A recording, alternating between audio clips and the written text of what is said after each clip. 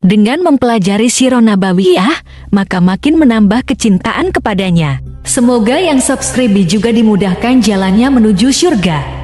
Silahkan tekan tombol like supaya postingan ini semakin tersebar. Dan tulis doa serta hajat pemirsa di kolom komentar. Semoga semakin banyak yang mengaminkan, maka semakin cepat terkabul. Nabi Sulaiman alaihi salam adalah manusia terkaya sepanjang sejarah kehidupan manusia di muka bumi. Dalam beberapa kitab suci seperti Al-Quran, Alkitab, dan Injil, Nabi Sulaiman alaihi salam dijelaskan sebagai manusia terkaya yang pernah hidup di muka bumi. Tidak ada satupun manusia yang bisa mengalahkan total kekayaannya hingga hari kiamat tiba. Para arkeolog telah menemukan situs peninggalan sejarah Islam yang mengungkap total kekayaan Nabi Sulaiman alaihi salam. Erez bin Yosef, seorang profesor, ia menyatakan bahwa 3000 tahun yang lalu Nabi Sulaiman alaihi salam diperkirakan memiliki kekayaan senilai 2,2 triliun US dollar. Dan bila dikonversikan dengan nilai mata uang dolar hari ini, jika dirupiahkan, maka nilainya setara dengan 32.891.870 triliun rupiah. Profesor tersebut juga menjelaskan bahwa kekayaan Nabi Sulaiman alaihi salam berasal dari dua sumber, yakni istana kerajaan dan tambang tembaga. Nilai itu berkali-kali lipat lebih banyak dari total kekayaan negara Indonesia yang hanya mencapai 11.454 triliun per 30 Desember 2021. Nabi Sulaiman alaihi salam memiliki beberapa mukjizat. Di antaranya adalah dapat berbicara dengan bahasa binatang. Beliau dapat memerintah mereka untuk melakukan sesuatu. Beliau juga dapat mengendalikan besar kecilnya tekanan angin dan dapat mengatur ke arah mana angin akan berhembus. Sehingga dengan itu Nabi Sulaiman dapat memanfaatkan angin sebagai kendaraannya dan juga kendaraan tentaranya. Nabi Sulaiman juga bisa melunakkan besi dan membentuknya menjadi pakaian perang yang anti tusukan senjata tajam. Nabi Sulaiman juga memimpin para jin. Mereka tunduk dan patuh pada perintah Nabi Sulaiman alaihi salam. Tidak hanya setan, iblis laknatullah yang merupakan makhluk pembangkang dapat dibuat tunduk bertekuk lutut pada perintah-perintah Nabi Sulaiman. Nabi Sulaiman bisa melakukan teleportasi, yaitu berpindah dari suatu tempat ke tempat yang lain dalam waktu singkat. Peristiwa itu dibuktikan dengan pemindahan singgasana Ratu Balqis atas perintah Nabi Sulaiman. Nabi Sulaiman dikenal sebagai raja yang adil dan bijaksana. Nabi Sulaiman diberkahi kecerdasan yang luar biasa untuk menyatu padukan segenap kekuatan yang Allah berikan kepadanya. Ia mengelola dan membawa kerajaannya menjadi kekuatan raksasa yang tak terkalahkan di masanya dengan segenap kemampuan yang dimilikinya. Tentara Nabi Sulaiman adalah tentara terkuat di bumi tanpa ada yang menandingi. Pertanyaan mendasar yang muncul kali ini adalah dari mana sumber kekayaan dan kekuatan Nabi Sulaiman alaihi salam? Untuk mendapatkan jawaban dari pertanyaan ini, simak video ini sampai selesai. Sebelum itu, mari bantu channel ini terus berkembang dengan cara subscribe dan nyalakan tanda loncengnya. Berikan komentar yang positif dan berikan like serta share video ini. Bismillahirrahmanirrahim. Sungguh kami benar-benar telah menganugerahkan ilmu kepada Daud dan Sulaiman. Keduanya berkata, segala puji bagi Allah yang melebihkan kami dari kebanyakan hamba-hambanya yang mukmin. Sulaiman telah mewarisi Daud dan dia berkata, wahai manusia, kami telah diajari untuk memahami bahasa burung dan kami dianugerahi segala sesuatu. Sesungguhnya, semua ini benar-benar karunia yang nyata. Quran Surat An-Naml ayat 15-16. Saudara-saudaraku yang dirahmati Allah, pada ayat di atas disebutkan bahwa Sulaiman telah mewarisi Daud. Nabi Sulaiman mewarisi Nabi Daud dalam sisi kenabian dan kekuasaan, bukan mewarisi harta, karena para nabi tidak mewariskan harta. Sebab sepeninggalan mereka, harta para nabi menjadi sedekah bagi orang-orang yang ada di sekitarnya, yaitu orang-orang fakir dan orang-orang yang membutuhkan. Dan harta para nabi tidak dikhususkan bagi kalangan keluarganya. Rasulullah Shallallahu Alaihi Wasallam bersabda, "Kami para nabi tidak mewariskan." Nabi Sulaiman mewarisi kenabian dari Nabi Daud. Ini adalah hal yang jelas. Allah telah memilihnya sebagai nabi dari Bani Israel. Begitu juga Allah telah memberinya kekuasaan kerajaan sehingga ia menjadi pemimpin Bani Israel.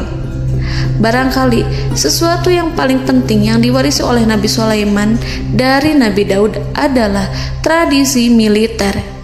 Kemajuan militer yang dahsyat telah berpindah kepada Nabi Sulaiman.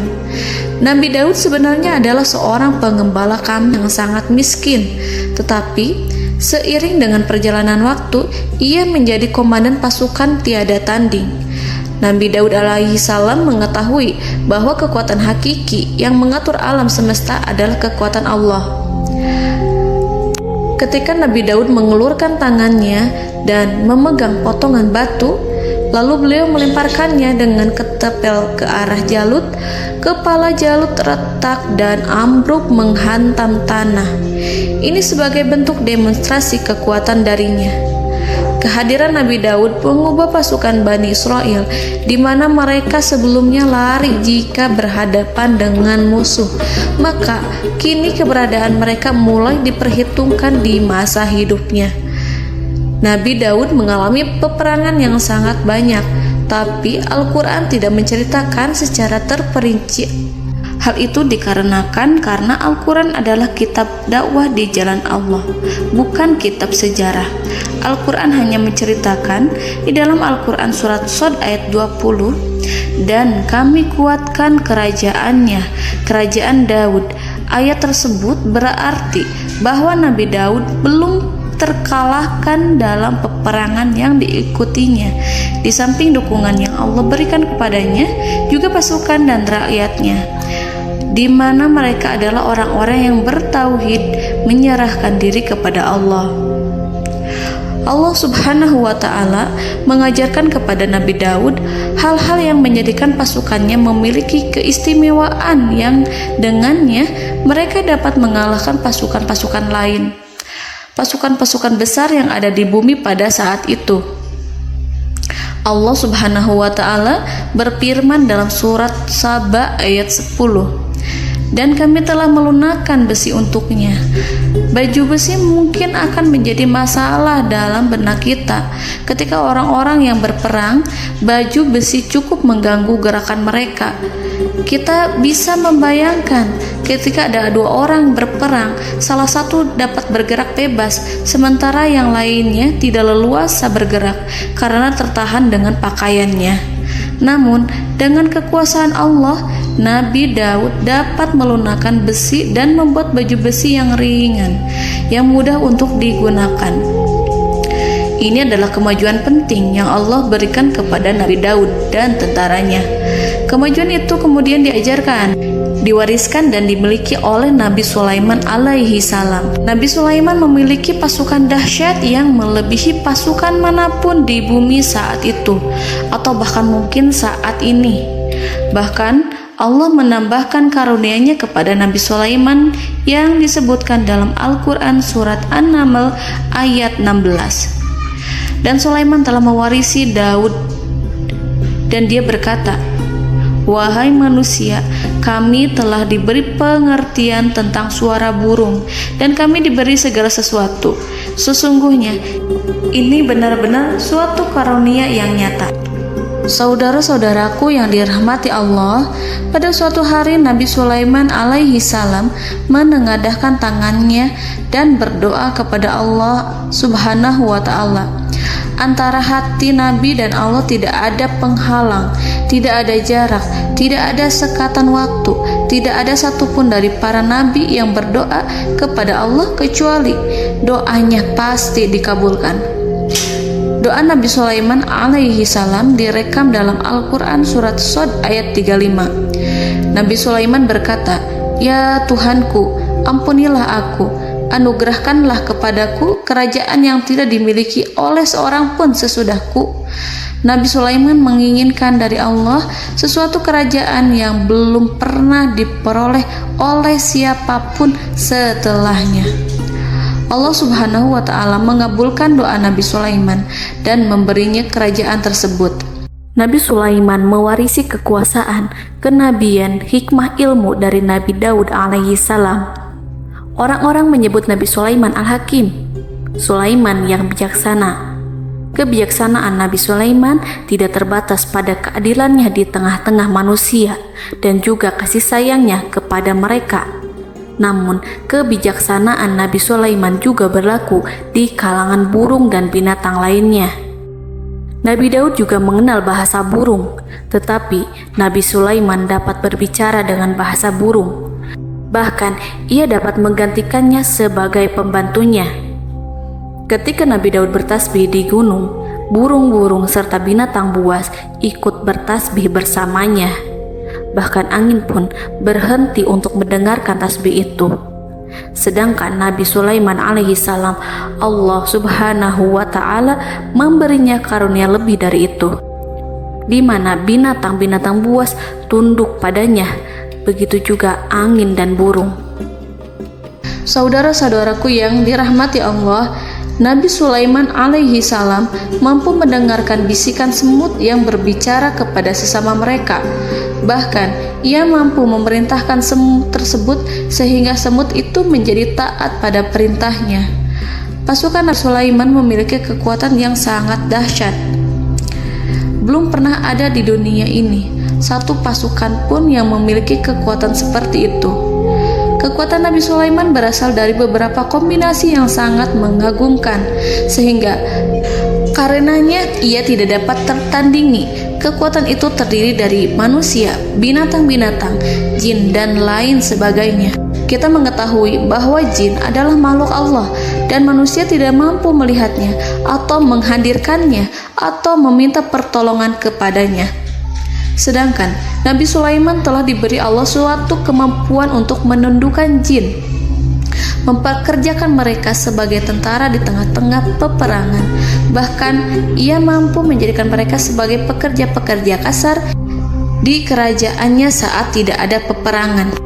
Oleh sebab itu, ketika ada pasukan lain yang mencoba melawan pasukan Nabi Sulaiman, mustahil mereka akan mendapatkan kemenangan. Bahkan pasukan Nabi Sulaiman diperkuat oleh pasukan burung. Burung di pasukan Nabi Sulaiman memerankan tugas penting, yaitu menjadi agen intelijen. Kita mengetahui bahwa peranan informasi saat peperangan adalah hal yang penting. Dari informasi tersebut, pasukan dapat mengetahui keadaan lawannya. Demikianlah peranan burung pada pasukan Sulaiman. Ia terbang di tengah-tengah musuh. Kemudian, ia kembali kepada Nabi Sulaiman untuk menyampaikan berita tentang keadaan lawannya. Di samping jin dan burung, Allah juga menundukkan angin untuk Nabi Sulaiman. Nabi Sulaiman dapat memerintahkan angin dan ia mampu untuk menaiki angin tersebut. Dalam Al-Quran surat Shad ayat 36-40, Allah Subhanahu wa Ta'ala berfirman, "Kami tundukkan kepada angin yang berhembus dengan baik menurut kemana saja yang dikehendaki Sulaiman. Dan kami tundukkan pula kepadanya setan-setan, semuanya ahli bangunan dan penyelam, dan setan yang lain yang terikat dalam belenggu. Inilah anugerah kami, maka berikanlah kepada orang lain atau tahanlah untuk dirimu tanpa perhitungan, dan sesungguhnya dia mempunyai kedudukan yang dekat pada sisi kami dan tempat kembali yang baik." Saudara-saudaraku yang dirahmati Allah, Allah Subhanahu wa Ta'ala juga memberikan kemampuan yang tak seorang pun dari para nabi mendapatkannya, yaitu kemampuan untuk memerintah setan. Setan adalah salah satu bagian dari jin. Ia adalah kelompok yang celaka dari bangsa jin. Kelompok ini sebenarnya tidak mampu dikuasai oleh manusia. Bahkan jin yang soleh tidak dapat mengatur setan. Adapun Nabi Sulaiman, Allah telah memberinya kekuasaan untuk menundukkan setan dan mempekerjakannya, bahkan mengikatnya dengan rantai serta menghukumnya jika ia menentang pada perintahnya. Setan membangun untuk Sulaiman istana-istana, patung-patung, dan alat-alat perang. Bahkan setan-setan itu menyelam ke dasar lautan untuk mengeluarkan permata dan yakut untuk Sulaiman. Jika di antara setan yang menentang perintahnya, maka Nabi Sulaiman alaihi salam mengikatnya dengan rantai. Ini semua menunjukkan kekayaan Nabi Sulaiman dan kekuasaannya, di mana ia mampu mengatur banyak makhluk di bumi ini. Tentu saja, kemampuan itu semua adalah atas izin dari Allah Subhanahu wa Ta'ala sebagai mukjizat darinya. Allah Subhanahu wa Ta'ala berfirman dalam Al-Quran surat Saba ayat 12, dan sebagian dari jin adalah yang bekerja di hadapannya, di bawah kekuasaannya, dengan izin Tuhannya. Dan siapa yang menyimpang di antara mereka dari perintah kami, maka kami rasakan kepadanya azab neraka yang apinya menyala-nyala. Para jin itu membuat untuk Sulaiman apa yang dikehendakinya, dari gedung-gedung yang tinggi, patung-patung, dan piring-piring yang besarnya seperti kolam, atau periuk yang tetap berada di atas tungku. Saudara-saudaraku yang dirahmati Allah, Nabi Sulaiman yang bijaksana adalah penguasa yang tak tertandingi di muka bumi. Meskipun memperoleh nikmat-nikmat khusus yang agung itu yang Allah berikan kepada Sulaiman, beliau tetap menunjukkan dirinya sebagai manusia yang paling banyak berzikir kepada Allah dan manusia yang paling banyak bersyukur di zamannya. Saudara-saudaraku yang dirahmati Allah, sebagaimana Allah Subhanahu wa Ta'ala memberikan nikmat kepada ayahnya Nabi Daud alaihi salam, di mana ia mampu melunakkan besi, dan Allah mengajarinya bagaimana cara mencairkan besi, maka Nabi Sulaiman alaihi salam dapat memanfaatkan tembaga yang cair untuk peperangan. Dan juga di saat perdamaian, pada saat peperangan, beliau mencampur tembaga dengan besi dan menjadikannya perunggu. Mereka menggunakan senjata-senjata perunggu dalam peperangan seperti pedang, baju besi, dan juga pisau. Senjata-senjata ini adalah senjata yang paling kuat pada saat itu. Sedangkan di saat damai, tembaga digunakan untuk membuat bangunan, perhiasan, dan sebagainya. Meskipun Nabi Sulaiman mendapatkan nikmat yang besar dan karunia yang khusus, Allah Subhanahu wa Ta'ala mengujinya dengan suatu ujian yang dahsyat. Ujian yang akan selalu datang kepada seorang hamba yang soleh. Ketika hamba itu mendapatkan kedudukan besar, maka ujiannya pun menjadi besar. Allah Subhanahu wa Ta'ala menguji Nabi Sulaiman dengan penyakit. Diceritakan oleh Fahru Roji, Nabi Sulaiman diuji dengan suatu penyakit yang keras, di mana kedokteran saat itu tidak dapat dan tidak mampu mengatasinya. Sakitnya Nabi Sulaiman sangat keras sehingga para dokter dari kalangan manusia ataupun jin tidak mampu menghilangkan penyakit itu. Lalu burung-burung menghadirkan rumput-rumput yang dianggapnya sebagai obat, tetapi Nabi Sulaiman tak kunjung sembuh. Semakin hari penyakit Nabi Sulaiman semakin menjadi-jadi, sehingga ketika Nabi Sulaiman duduk di atas kursi, ia duduk bagaikan tubuh tanpa roh. Seakan-akan ia mati karena saking keras penyakit yang dideritanya. Sakit yang diderita oleh Nabi Sulaiman alaihi salam berlangsung sangat lama. Namun Nabi Sulaiman tidak henti-hentinya berzikir kepada Allah dan meminta kesembuhan kepadanya, serta selalu beristighfar dan mengungkapkan rasa cinta kepadanya. Selesailah ujian Allah terhadap hambanya Nabi Sulaiman. Beliau pun sembuh. Nabi Sulaiman merasakan kembali kesehatannya setelah ia mengetahui segala kejayaan dan segala kekuasaan serta segala kebesarannya tidak lagi mampu menghilangkan penyakit yang dideritanya kecuali jika Allah menghendaki. Saudara-saudaraku yang dirahmati Allah, Nabi Sulaiman telah membangun tempat ibadah, tempat sujud, sehingga manusia menyembah Allah di dalamnya. Orang-orang yang membangunnya berjumlah puluhan ribu orang. Tentu setiap kelompok dari mereka memiliki pekerjaan masing-masing. Di antara mereka ada yang mencairkan tembaga, di antara mereka ada yang tukang pahat, ada yang tukang ukir, ada yang membelah batu, ada yang memotong kayu, ada yang mendatangkan rumput-rumput dari Libanon, ada yang mendatangkan emas dan menjadikannya lempengan-lempengan yang mengkilat untuk menutupi kayu, serta untuk melapisi dinding-dinding. Bahkan golongan jin pun membantu membangun tempat tersebut, tentu dengan perintah dan bimbingan Nabi Sulaiman. Mereka membuat patung-patung yang besar, membuat bejana yang besar untuk tempat makan para tentara dan pekerja, yaitu bejana seperti gunung. Karena saking berat dan besarnya, mereka juga membuat tempat-tempat minum yang besarnya seperti kolam. Nabi Sulaiman mengawasi para pekerjanya dan juga mengurusi masyarakatnya, di mana beliau mengenali problem mereka dan berusaha memecahkannya. Beliau juga mengawasi pasukan dari kalangan binatang dan burung. Beliau mengetahui apabila ada satu di antara mereka yang tidak datang, kemana ia pergi, serta mengapa ia pergi. Nabi Sulaiman menguasai pengetahuan itu semua. Nabi Sulaiman bukan hanya mengetahui problem tentara-tentaranya dari kalangan manusia ataupun tentaranya dari kalangan burung, namun ia juga menunjukkan kasih sayang terhadap semut, di mana beliau mendengar bisikannya dan tidak suka untuk menginjaknya. Nabi Sulaiman selalu menundukkan kepalanya ke bumi sebagai bentuk rasa rendah diri dan syukur kepada Allah. Pada suatu hari, Nabi Sulaiman alaihi salam berjalan di depan tentaranya, dan tiba-tiba ia mendengar suara semut yang berkata kepada temannya dari kalangan semut. Hal itu terekam dalam Al-Quran surat An-Naml ayat 18-19.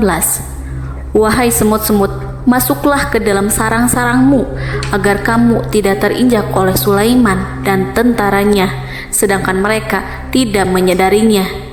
Nabi Sulaiman alaihi salam tersenyum mendengar itu, dan ia berdoa, "Ya Allah, ya Tuhanku, berilah aku ilham untuk tetap mensyukuri nikmat-Mu yang telah Engkau anugerahkan kepadaku dan kepada kedua orang ibu bapakku, dan untuk mengerjakan amal soleh yang Kau ridhoi, dan masukkanlah aku ke dalam rahmat-Mu, ke dalam golongan hamba-hamba-Mu yang soleh."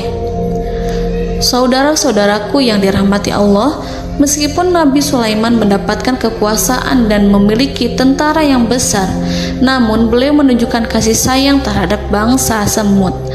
Beliau mendengarkan bisikannya dan melihat semut yang ada di depannya. Oleh karena itu, tak mungkin baginya untuk menginjak golongan semut itu. Nabi Sulaiman bersyukur kepada Allah telah memberinya nikmat, yaitu nikmat rahmat dan kasih sayang. Di samping itu, Nabi Sulaiman alaihi salam adalah orang paling kaya di dunia. Istananya terbuat dari kayu gaharu yang memiliki wangi harum. Istananya terbuat dari emas yang terkadang dari kristal. Beliau juga memiliki kursi besar yang terbuat dari emas dan permata.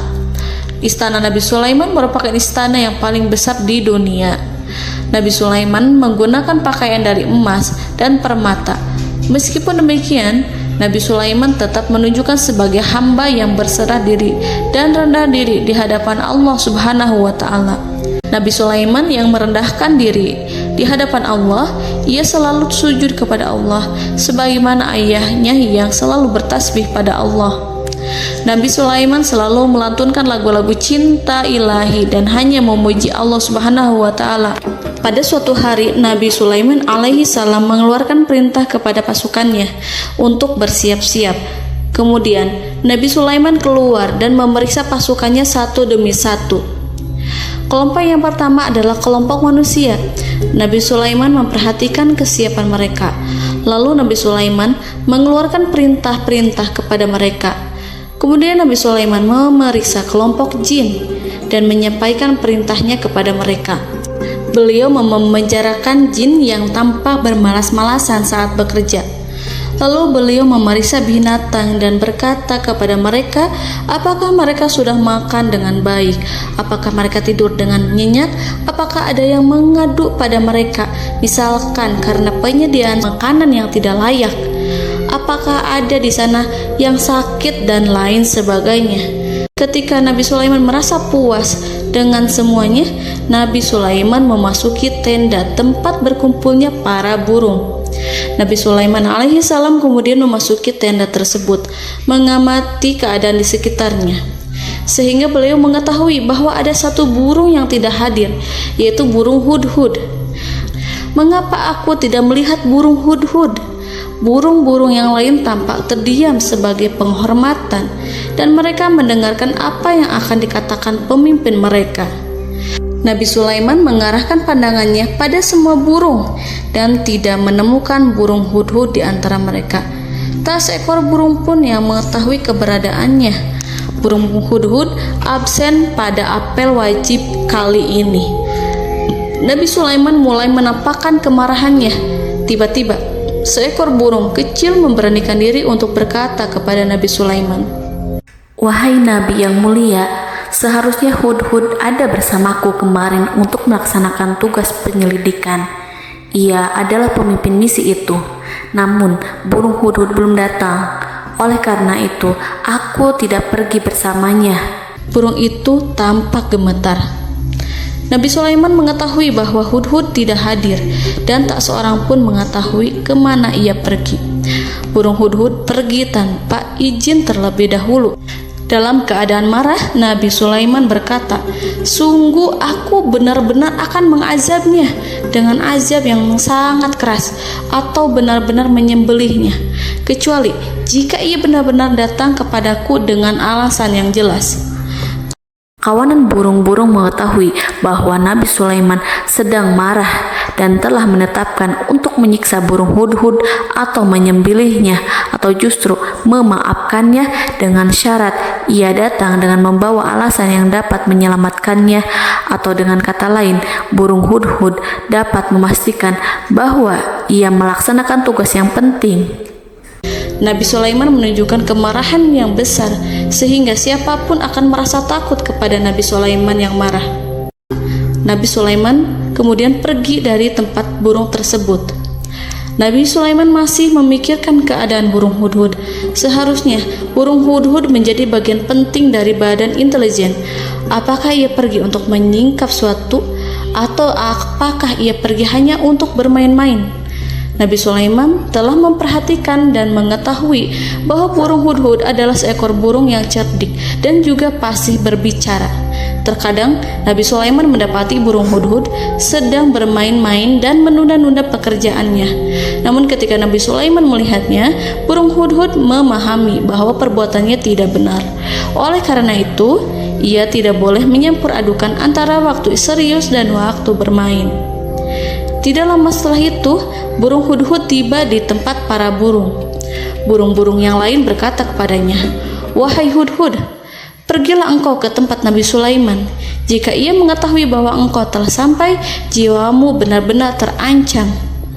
Mendengar itu, burung hudhud segera beranjak. Ia terbang menemui Nabi Sulaiman. Pada waktu itu, Nabi Sulaiman sedang duduk bersama tentaranya yang lain. Burung hudhud berdiri. Ia telah merencanakan untuk memulai pembicaraan dengan Nabi Sulaiman sebelum Nabi Sulaiman bertanya kepadanya kemana dia pergi. Ini sebagai bukti bahwa hudhud telah melaksanakan suatu tugas yang penting.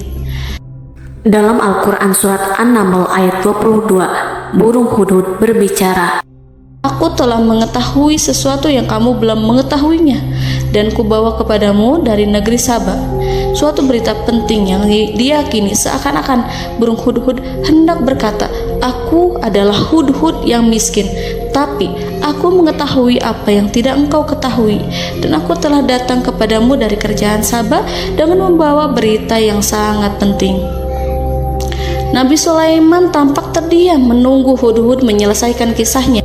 Dalam surat An-Naml ayat 23-24, burung hudhud berkata, Sesungguhnya aku menjumpai seorang wanita yang memerintah mereka. Dia dianugerahi segala sesuatu serta mempunyai singgasana yang besar. Aku mendapati dia dan kaumnya menyembah matahari selain Allah. Dan setan-setan telah menjadikan mereka memandang indah perbuatan-perbuatan mereka, lalu menghalangi mereka dari jalan Allah, sehingga mereka tidak mendapat petunjuk. Burung hudhud diam. Nabi Sulaiman merasa bahwa hudhud menunjukkan kepasihan lisannya. Nabi Sulaiman berkata dalam Quran surat An-Naml ayat 27 sambil menunjukkan senyum manisnya. Nabi Sulaiman berkata, "Akan kami lihat apakah kamu benar wahai hudhud, ataukah kamu termasuk orang-orang yang berdusta." Seakan-akan burung hudhud ingin mengatakan, "Aku tidak berbohong, wahai Nabi yang mulia." Namun diamnya Sulaiman membuat takut sehingga burung hudhud terdiam. Nabi Sulaiman terdiam karena berpikir, lalu ia memutuskan sesuatu setelah itu. Beliau melihat kepada lainnya dan meminta secari kertas dan pena. Nabi Sulaiman menulis surat dan menyerahkan kepada hudhud serta memerintahkan kepadanya seperti yang dikatakan dalam Quran surat An-Naml ayat 28. "Pergilah dengan membawa suratku ini, lalu jatuhkanlah kepada mereka, kemudian berpalinglah dari mereka, lalu perhatikanlah apa yang mereka bicarakan." Al-Quranul Karim hanya menceritakan dalam Al-Quran surat An-Naml bagaimana perginya hudhud dan bagaimana ia menyerahkan surat itu. Lalu Al-Quran langsung menyebut keadaan kerajaan Balqis yang saat itu sedang membaca surat di depan para pembesar kerajaan dan para menterinya. Dalam Quran surat An-Naml ayat 29-31, berkatalah Balqis, "Wahai pembesar-pembesar, sesungguhnya telah dijatuhkan kepadaku sebuah surat yang mulia. Sesungguhnya surat ini dari Sulaiman, dan sesungguhnya isinya dengan menyebut nama Allah yang Maha Pengasih lagi Maha Penyayang, bahwa janganlah kalian berlaku sombong terhadapku dan datanglah kepadaku sebagai orang-orang yang berserah diri." Saudara-saudaraku yang dirahmati Allah, dalam surat tersebut Nabi Sulaiman menyebutkan supaya mereka menyerahkan diri dan tunduk kepada perintah Nabi Sulaiman. Nabi Sulaiman memerintahkan agar mereka meninggalkan penyembahan terhadap matahari. Nabi Sulaiman tidak mempersoalkan akidah mereka dan tidak memuaskan mereka dengan apapun. Nabi Sulaiman hanya memerintahkan bahwa ia berada di atas kebenaran. Bukankah ia didukung kekuatan yang berlandaskan keyakinan yang dimilikinya? Nabi Sulaiman hanya memerintahkan mereka agar tunduk dan patuh kepadanya. Ratu Sabak menyampaikan surat tersebut di tengah-tengah kaumnya. Dalam Quran surat An-Naml ayat 32 dijelaskan, "Dan berkatalah Balqis, wahai para pembesar, berilah aku pertimbangan dalam urusanku ini. Aku tidak pernah memutuskan sesuatu persoalan sebelum kamu berada dalam majelisku." Saudara-saudaraku yang dirahmati Allah, para pembesar istana Balqis menentang surat tersebut. Isi surat itu membangkitkan kesombongan kaum Sabak, di mana mereka merasa lebih kuat. Mereka mengetahui bahwa di sana ada seorang yang mencoba menentang mereka dan mengisyaratkan peperangan kepada mereka. Lalu ia meminta kepada mereka untuk memenuhi syarat-syaratnya sebelum terjadinya peperangan dan kekalahan. Dalam surat An-Naml ayat 33, mereka menjawab, "Kita adalah orang-orang yang memiliki kekuatan dan juga memiliki keberanian yang sangat besar dalam peperangan, dan keputusan berada di tanganmu, wahai ratuku. Maka pertimbangkanlah apa yang akan kamu perintahkan." Saudara-saudaraku yang dirahmati Allah, para pembesar kaum Sabak seakan ingin berkata, "Kita siap untuk melaksanakan perang." Tampaknya ratu itu memiliki kebijakan yang lebih baik dari pembesar kaumnya. Surat Sulaiman itu membuatnya berpikir lebih jernih dan lebih berhati-hati. Ia berusaha sebisa mungkin menghindari peperangan. Ratu itu berpikir dalam tempo yang lama. Nama Sulaiman tidak diketahuinya dan ia pun belum pernah mendengarnya.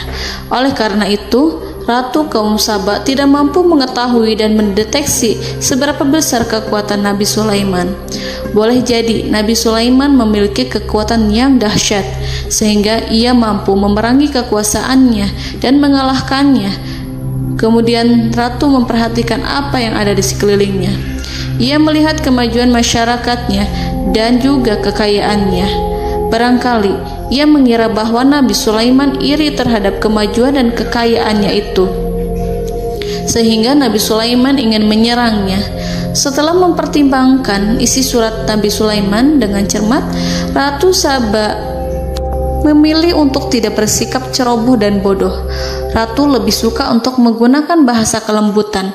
Ia mengirim kepada Nabi Sulaiman suatu hadiah yang besar. Ratu mengira bahwa Nabi Sulaiman seorang yang ambisius, yang boleh jadi ia telah mendengar tentang kekayaan kerajaan Saba. Para utusan pergi dengan membawa hadiah dari Ratu Saba. Ratu berharap agar mereka dapat memasuki kerajaan Nabi Sulaiman dan akan mengetahui kondisi kerajaannya. Saat mereka pulang, Ratu ingin mendengar secara langsung dari mereka tentang bagaimana keadaan kaum Nabi Sulaiman dan pasukannya. Setelah mendapatkan informasi yang cukup, maka Ratu Balqis dapat membuat sesuatu keputusan yang tepat. Ratu menyembunyikan apa yang terlintas dalam pikirannya, lalu ia berbicara kepada pembesar istananya bahwa ia dapat menyingkap niat jahat Raja Sulaiman melalui cara mengirimkan hadiah kepadanya. Ratu lebih memilih cara tersebut dan menunggu reaksi dari Nabi Sulaiman. Ratu berhasil memuaskan para pembesar istana, dan untuk sementara ia menghilangkan ide untuk berperang. Karena para raja jika menyerang suatu desa, maka pemimpin desa tersebut adalah orang yang paling banyak mendapatkan kehinaan. Akhirnya, para pembesar kaumnya merasa puas dengan pikiran Ratu Balqis. Saudara-saudaraku yang dirahmati Allah, dalam surat An-Naml ayat 34-35 dijelaskan, Ratu Balqis berkata, "Sesungguhnya raja-raja apabila memasuki suatu negeri, niscaya mereka akan membinasakannya dan menjadikan penduduknya yang mulia menjadi hina, dan demikian pula lah yang akan mereka perbuat. Dan sesungguhnya aku akan mengirim utusan kepada mereka dengan membawa hadiah, dan aku akan menunggu apa yang akan dibawa kembali oleh utusan itu." Kemudian sampailah hadiah dari Ratu Balqis kepada Nabi Sulaiman. Para intelijen Nabi Sulaiman memberitahunya bahwa utusan Balqis datang dengan membawa hadiah. Nabi Sulaiman langsung mengetahui bahwa Ratu Balqis itu sengaja mengirim orang-orangnya untuk mengetahui atau untuk mendapatkan informasi tentang kekuatannya. Lalu setelah itu ia akan mengambil keputusan atau mengambil sikap kepada kerajaan Sulaiman. Nabi Sulaiman segera memanggil semua pasukannya untuk berkumpul. Utusan Balqis segera memasuki istana Nabi yang dipenuhi dengan pasukan yang besar bersenjata.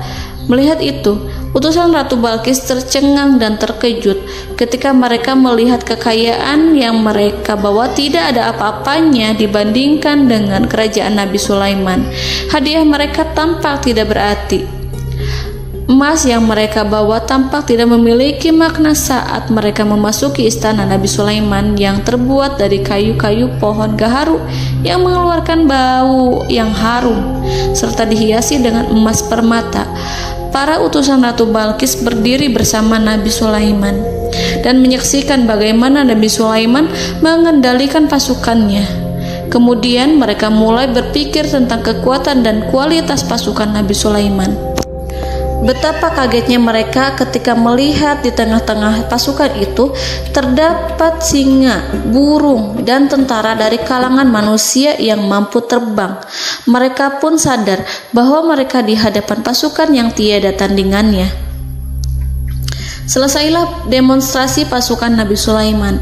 Kemudian para utusan ratu dipersilahkan maju ke tempat hidangan makanan. Para utusan itu sangat terkejut ketika melihat berbagai macam makanan dari penjuru dunia ada di depannya. Dan di antara makanan itu terdapat pula makanan yang biasa ditemukan di negeri mereka. Tetapi mereka melihat bahwa makanan itu memiliki rasa yang lebih istimewa. Selain itu, piring-piring yang ada di terbuat dari emas, dan mereka dilayani oleh laki-laki yang berhias dengan emas. Di meja makan itu terdapat burung, ikan laut, dan berbagai macam daging yang mereka tidak mampu lagi membedakan daging apa itu. Nabi Sulaiman tidak makan bersama mereka, tapi beliau makan dengan menggunakan piring yang terbuat dari kayu. Beliau memakan roti yang kering yang dicampur dengan minyak. Inilah makanan yang dipilih Nabi Sulaiman. Makan bersama mereka dalam keadaan diam, mereka merasa kehadiran Nabi Sulaiman menciptakan suatu wibawa yang luar biasa. Selesai perjamuan itu, lalu dengan sangat malu mereka menyerahkan hadiah dari Ratu Balqis kepada Nabi Sulaiman. Hadiah itu berupa emas yang bagi mereka hadiah itu sangat bernilai tinggi. Tapi di sini hadiah itu tampak kecil di hadapan kekayaan-kekayaan Nabi Sulaiman yang sangat mengagumkan. Nabi Sulaiman memperhatikan hadiah dari Ratu Balqis itu dan berkata dalam Quran surat An-Naml ayat 36, "Maka apa yang diberikan Allah kepadaku lebih baik daripada apa yang diberikannya kepadamu, tetapi kamu merasa bangga dengan hadiahmu." Raja Sulaiman menyingkap dengan kata-katanya yang singkat itu penolakannya terhadap hadiah mereka. Ia memberitahu utusan itu bahwa ia tidak menerima hadiah tersebut. Ia tidak merasa puas dengan hadiah itu. Yang membuatnya puas hanyalah, "Janganlah kalian berlaku sombong terhadapku, dan datanglah kepadaku sebagai orang-orang yang berserah diri." Lalu Nabi Sulaiman berkata kepada mereka dengan pelan. Hal itu diabadikan dalam Quran surat An-Naml ayat 37. "Kembalilah kepada mereka. Kami akan mendatangi mereka dengan bala tentara yang mereka tidak kuasa melawannya, dan pasti kami akan mengusir mereka dari negeri itu, yaitu negeri Saba, dengan terhina, dan mereka akan menjadi tawanan-tawanan yang hina." Saudara-saudaraku yang dirahmati Allah, Nabi Sulaiman kemudian meninggalkan para utusan ratu setelah terlebih dahulu mengancam mereka. Para utusan itu berharap agar Nabi Sulaiman mau menunggu kunjungan Ratu Balqis yang akan membawa misi perdamaian. Akhirnya sampailah para utusan Ratu Balqis ke negeri Saba. Mereka segera menuju istana sang ratu. Mereka memberitahu bahwa negeri mereka sedang ada di ujung tanduk. Mereka menceritakan kepada ratu tentang kekuatan Nabi Sulaiman dan tidak mungkin bagi mereka mampu melawannya. Mereka meyakinkan Ratu Balqis bahwa ia harus mengunjunginya dan melihat sendiri bagaimana kebesaran kerajaan Nabi Sulaiman. Kemudian ratu menyiapkan dirinya untuk pergi menuju kerajaan Nabi Sulaiman. Nabi Sulaiman duduk di kursi kerajaan di tengah para pembesarnya dan para menterinya serta para komandan pasukannya. Beliau berpikir tentang sosok Ratu Balqis. Nabi Sulaiman mengetahui bahwa Ratu Balqis menuju tempatnya. Balqis dikelilingi rasa takut. Nabi Sulaiman berpikir sejenak tentang bagaimana matahari disembah. Ia memikirkan bagaimana informasi yang diterima oleh intelijennya tentang kemajuan kerajaan Balqis dalam bidang kesenian dan ilmu pengetahuan. Nabi Sulaiman bertanya kepada dirinya sendiri, apakah kemajuan menjadi penghalang untuk mengetahui kebenaran? Apakah ratu itu senang dengan kekuatan yang dicapainya? Dan ia membayangkan bahwa kekuatannya adalah segalanya. Dengan kemajuan yang dimilikinya, Nabi Sulaiman ingin membuat kejutan agar ratu mengetahui bahwa Islam yang diyakini oleh Nabi Sulaiman adalah satu-satunya yang mampu mendatangkan kemajuan dan kekuatan yang hakiki, sehingga ia dapat membandingkan antara keyakinannya dalam menyembah matahari beserta kemajuan yang dicapainya dengan keyakinan Nabi Sulaiman beserta kemajuan yang diraihnya. Saudara-saudaraku yang dirahmati Allah, para mata-mata Nabi Sulaiman telah memberitahunya bahwa hal yang sangat disegani dan dikagumi oleh kaum Balqis adalah kerajaan Saba, yaitu singgasana Ratu Balqis. Singgasana itu terbuat dari emas dan batu delima. Singgasana tersebut dijaga oleh penjaga yang sangat disiplin, di mana mereka tidak pernah lalai sedikit pun. Oleh karena itu, sangat tepat apabila Nabi Sulaiman menghadirkan singgasananya di sini, di kerajaannya. Sehingga ketika ratu tiba, maka ia dapat duduk di atasnya. Nabi Sulaiman ingin membuat kejutan kepadanya dan menunjukkan bahwa kemampuannya tersebut yang berlandaskan pada keislaman. Nabi Sulaiman melakukan yang demikian itu dengan harapan agar si ratu tunduk kepadanya. Ide itu terlintas dalam diri Nabi Sulaiman. Lalu ia mengangkat kepalanya dan menoleh kepada anak buahnya. Hal itu diabadikan dalam Quran surat An-Naml ayat 38. Wahai para pembesar, siapakah di antara kamu sekalian yang sanggup membawa singgasananya kepadaku sebelum mereka datang kepadaku sebagai orang-orang yang berserah diri? Saudara-saudaraku, perhatikanlah ungkapan pikiran Nabi Sulaiman tersebut. Semua pemikirannya berkisar tentang keislaman para penyembah matahari, tentang bagaimana beliau dapat memberikan petunjuk kepada mereka di jalan Allah. Yang pertama menjawab pertanyaan Nabi Sulaiman adalah jin Ifrit. Dalam Quran surat An-Naml ayat 39, berkatalah Ifrit yang cerdik dari golongan jin, "Aku akan datang kepadamu dengan membawa singgasana itu sebelum kamu berdiri dari tempat dudukmu. Sesungguhnya aku benar-benar kuat untuk membawanya, lagi dapat dipercaya." Nabi Sulaiman berdiri dari tempat duduknya setelah 1 atau 2 jam. Jin itu berjanji kepadanya untuk menghadirkan singgasana Balqis sebelum itu. Istana Nabi Sulaiman di Palestina, sedangkan istana Balqis terletak di Yaman. Antara singgasana tersebut dengan singgasana Nabi Sulaiman berjarak lebih dari ribuan mil. Barangkali pesawat yang cepat sekalipun yang kita kenal hari ini tidak akan mampu membawa dan mendatangkan istana itu dalam waktu 1 jam. Tetapi masalahnya di sini berhubung dengan kekuatan jin yang serba misterius, Nabi Sulaiman tidak mengomentari sedikit pun terhadap apa yang dikatakan oleh Ifrit. Nabi Sulaiman tapak menunggu tanggapan dari yang lain yang mampu menghadirkan singgasana Balqis yang lebih cepat dari jin Ifrit. Nabi Sulaiman menoleh kepada seorang di sana yang duduk di atas naungan. Hal itu diceritakan dalam Quran surat An-Naml ayat 40. Berkatalah seorang yang mempunyai ilmu dari Alkitab, "Aku akan membawa singgasana itu kepadamu sebelum matamu berkedip." Maka tatkala Sulaiman melihat singgasana itu terletak di hadapannya, ia pun berkata, "Ini termasuk karunia Tuhanku untuk menguji aku. Apakah aku akan bersyukur atau mengingkari nikmatnya?" Dan barang siapa yang bersyukur, maka sesungguhnya dia bersyukur untuk kebaikan dirinya sendiri. Dan barang siapa yang ingkar, maka sesungguhnya Tuhanku Maha Kaya lagi Maha Mulia. Saudara-saudaraku, belum lama seorang yang mempunyai ilmu dari Alkitab menyatakan kalimatnya, sehingga singgasana itu tiba-tiba ada di depan Nabi Sulaiman yang mampu menghadirkan singgasana itu lebih cepat dari kedipan mata.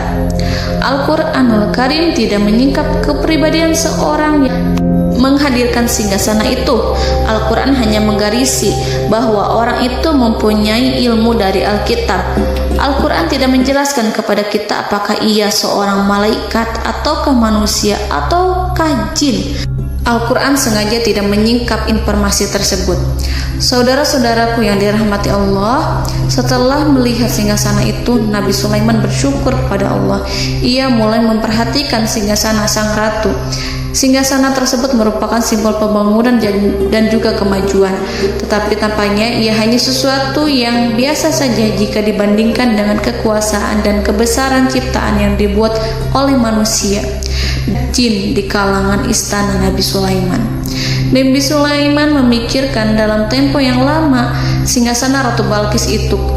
Kemudian beliau memerintahkan agar singgasana itu diperbaiki, sehingga saat Ratu Balqis datang, Nabi Sulaiman akan mengujinya apakah Ratu Balqis dapat mengenali singgasananya ataukah tidak. Dalam Al-Quran surat An-Naml ayat 41, Nabi Sulaiman berkata, "Ubahlah baginya singgasananya, maka kita akan melihat apakah dia mengenal ataukah dia termasuk orang-orang yang tidak mengenalnya." Saudara-saudaraku yang dirahmati Allah, Nabi Sulaiman memerintahkan agar dibangun istana yang akan digunakan untuk menyambut Ratu Balqis. Nabi Sulaiman memilih tempat di laut dan ia memerintahkan agar dibangun suatu istana di mana sebagian besar terdiri dari air laut. Nabi Sulaiman memerintahkan agar lantainya itu terbuat dari kaca yang tebal dan kuat, sehingga orang-orang yang berjalan di atas istana itu akan dapat melihat di bawahnya ada ikan-ikan yang berwarna-warni yang berenang-renang ke sana kemari, dan mereka akan melihat rumput-rumput laut yang bergerak-gerak. Akhirnya, selesailah pembangunan istana itu. Saking bersihnya kaca lantainya sehingga tampak di sana tidak ada kaca. Burung hudhud memberitahu Nabi Sulaiman bahwa Ratu Balqis telah sampai di dekat kerajaannya. Kemudian Ratu Balqis datang. Al-Quran tidak menyebutkan keadaan Nabi Sulaiman saat menyambut Balqis, namun Al-Quran menunjukkan dua sikap Ratu Balqis ketika pertama kali datang. Yang pertama, bagaimana sikap Ratu Balqis ketika pertama kali melihat singgasananya yang datang mendahuluinya, padahal ia telah meninggalkan pengawalnya untuk setia menjaga singgasana itu. Keadaan kedua adalah keadaan ketika di depan istana yang dibangun untuk menyambut Ratu Balqis. Istana itu penuh dengan permata dan banyak ikan berenang di bawahnya. Dalam Quran surat An-Naml ayat 42 dijelaskan, dan ketika Balqis datang, ditanyakanlah kepadanya, "Serupa inikah singgasanamu?" Balqis menjawab, "Seakan-akan singgasana ini adalah singgasanaku. Kami telah diberi pengetahuan sebelumnya dan kami adalah orang-orang yang berserah diri." Saudara-saudaraku, pada dialek di atas, Balqis melihat singgasananya dan ia tercengang saat mengetahui bahwa itu adalah singgasana miliknya. Namun kemudian ia mulai ragu karena melihat tidak sepenuhnya itu singgasana miliknya. Jika itu benar-benar miliknya, lalu bagaimana ia datang mendahuluinya? Dan bila bukan singgasananya, maka bagaimana Sulaiman dapat meniru sepersis dan seteliti itu? Padahal Sulaiman tidak pernah sekalipun ke kerajaannya. Nabi Sulaiman berkata saat melihat Balqis mengamati singgasananya, "Apakah ini singgasanamu?" Balqis terlihat sangat kebingungan, namun setelah itu ia menjawab, "Sepertinya benar." Nabi Sulaiman berkata, "Kami telah diberi ilmu sebelumnya dan kami sebagai orang-orang muslim." Saudaraku yang dirahmati Allah, melalui pertanyaan Nabi Sulaiman ingin mengisyaratkan kepada Balqis agar ia membandingkan antara keyakinannya beserta ilmu yang dicapainya dengan keyakinan Nabi Sulaiman yang muslim beserta pengetahuan yang telah diraihnya. Penyembahan terhadap matahari dan pencapaian ilmu yang dicapai oleh Ratu Balqis tanpa tidak ada apa-apanya dibandingkan dengan ilmu Nabi Sulaiman dan keislamannya. Nabi Sulaiman telah mendahuluinya dalam bidang ilmu karena keislamannya. Karena itu, sangat mudah baginya untuk mengungguli Balqis dalam ilmu-ilmu yang lainnya. Demikianlah yang disyaratkan dalam pertanyaan Nabi Sulaiman kepada Ratu Balqis. Ratu Saba itu mengetahui bahwa ini adalah singgasananya, di mana singgasana itu datang lebih dahulu daripada dirinya. Beberapa bagian darinya telah diubah saat Balqis masih di perjalanan menuju ke tempat Nabi Sulaiman. Ia berpikir kemampuan apa yang dimiliki Nabi Sulaiman. Ratu Balqis tercengang melihat apa yang disaksikannya, yang berupa buah dari keimanan Nabi Sulaiman dan hubungannya dengan Allah Subhanahu wa Ta'ala. Sebagaimana Balqis juga tercengang ketika melihat kemajuan di bidang ilmu pembangunan, seni, dan ilmu-ilmu yang lainnya. Maka ia tidak lebih kagum lagi saat melihat hubungan yang kuat antara keislaman Nabi Sulaiman dengan ilmunya, serta kemajuan yang diraihnya. Dalam Al-Quran surat An-Naml ayat 43 dijelaskan, dan apa yang disembahnya selama ini selain Allah mencegahnya untuk melahirkan keislamannya, karena sesungguhnya ia terdahulu termasuk orang-orang yang kafir. Saudara-saudaraku yang dirahmati Allah, bergoncanglah dalam benak Balqis ribuan hal ketika melihat keyakinan kaumnya runtuh di hadapan Nabi Sulaiman. Ia menyadari matahari yang disembahnya hanya merupakan ciptaan Allah, dan Allah lah yang menggerakkannya untuk hamba-hambanya. Lalu terbitlah matahari kebenaran dalam dirinya. Hatinya diterangi oleh cahaya baru yang tidak akan tenggelam seperti tenggelamnya matahari. Masa keislamannya hanya menunggu waktu. Ratu Balkis memilih waktu yang tepat untuk mengumumkan keislamannya. Allah Subhanahu wa Ta'ala berfirman dalam Quran Surat An-Naml ayat 44. Dikatakan kepadanya, masuklah ke dalam istana. Maka tatkala ia melihat lantai istana itu, dikiranya kolam air yang besar dan disingkapnya 2 betisnya. Berkatalah Sulaiman, sesungguhnya ia adalah istana licin yang terbuat dari kaca. Berkatalah Balkis, wahai Tuhanku, sesungguhnya aku telah berbuat zalim terhadap diriku, dan aku berserah diri bersama Sulaiman kepada Allah Tuhan semesta alam. Saudara-saudaraku yang dirahmati Allah, dikatakan kepada Balkis, masuklah ke dalam istana. Ketika ia masuk, maka ia tidak menyaksikan adanya kaca, tetapi ia melihat air, sehingga ia mengira akan bersinggungan dengan air. Lalu ia menyingkapkan sedikit bajunya agar bajunya itu tidak basah. Nabi Sulaiman mengingatkannya tanpa melihatnya agar ia tidak khawatir terhadap pakaiannya, karena pakaiannya tidak akan basah sebab di sana tidak ada air. Itu sekedar kaca yang halus, yang saking halusnya sehingga ia tidak tampak. Pada kesempatan itulah Balkis mengumumkan keislamannya yang mengakui kelalimannya, dan ia menyatakan menyerahkan diri kepada Nabi Sulaiman dan kepada Allah Tuhan semesta alam. Lalu kaumnya pun mengikutinya dan mereka memeluk Islam. Balkis menyadari ia berhadapan dengan penguasa yang terbesar di bumi dan Nabi Allah yang mulia. Untuk pertama kalinya, wajah Sulaiman tampak dihiasi dengan senyuman yang menunjukkan kepuasannya sejak Balkis mengunjunginya. Demikianlah Nabi Sulaiman mewujudkan kejayaannya yang hakiki dan menyebarkan cahaya Islam di muka bumi. Saudara-saudaraku, Al-Quran tidak menyebutkan kisah Balkis setelah keislamannya. Para ahli tafsir mengatakan bahwa ia menikah dengan Nabi Sulaiman. Selain itu, ada yang mengatakan bahwa ia menikah dengan salah satu orang dekat Nabi Sulaiman. Ada juga yang mengatakan bahwa sebagian Raja Habasyah adalah keturunan dari buah perkawinan ini. Wallahu a'lam bishawab. Saudara-saudaraku yang dirahmati Allah, Nabi Sulaiman hidup di tengah-tengah kejayaan dan kemuliaan di bumi. Kemudian Allah menetapkan kematian untuknya, sebagaimana kehidupan Sulaiman berada di puncak kemuliaan dan kejayaan yang penuh dengan keajaiban yang luar biasa. Maka kematiannya pun merupakan tanda-tanda kebesaran Allah yang penuh dengan keajaiban. Demikianlah bahwa kematiannya sesuai dengan kehidupannya, sesuai dengan kejayaannya. Allah berfirman tentang kematian Sulaiman di dalam Al-Quran Surat Saba ayat 14. Maka tatkala kami telah menetapkan kematian Nabi Sulaiman, tidak ada yang menunjukkan kepada mereka kematiannya itu kecuali rayap yang memakan tongkatnya. Maka tatkala ia telah tersungkur, tahulah jin bahwa kalau sekiranya mereka mengetahui yang gaib, tentulah mereka tidak akan tetap dalam siksa yang menghinakan. Saudara-saudaraku, kemampuan Nabi Sulaiman untuk menundukkan jin dan mempekerjakan mereka serta hubungan mereka dengan semua itu menimbulkan fitnah di tengah-tengah manusia dalam hal tertentu. Kematian Nabi Sulaiman merupakan batasan jawaban terhadap fitnah ini.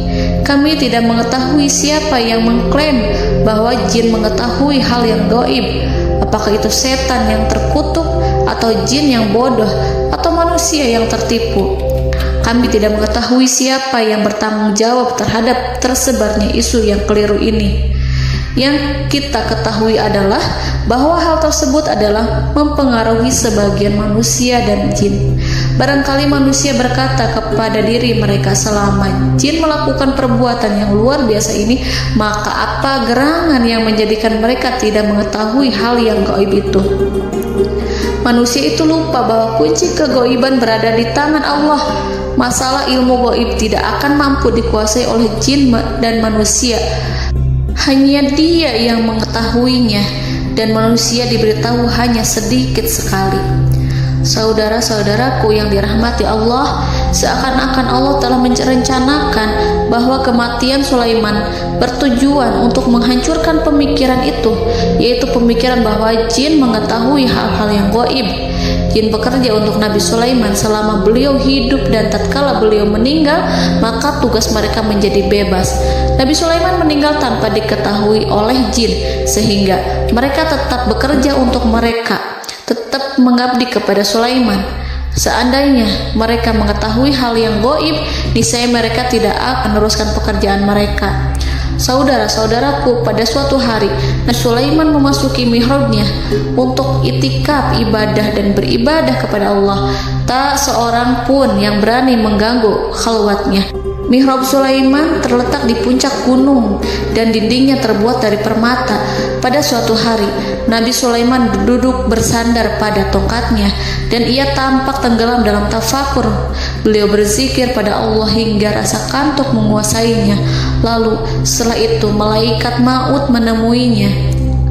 Nabi Sulaiman pun meninggal. Beliau bersandar kepada tongkatnya.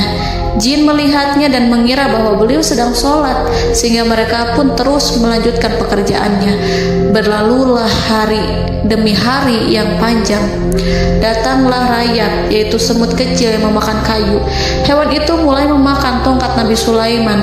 Rayap itu tampak lapar. Sebagian dari tongkat Nabi Sulaiman dimakan beberapa hari oleh rayap itu.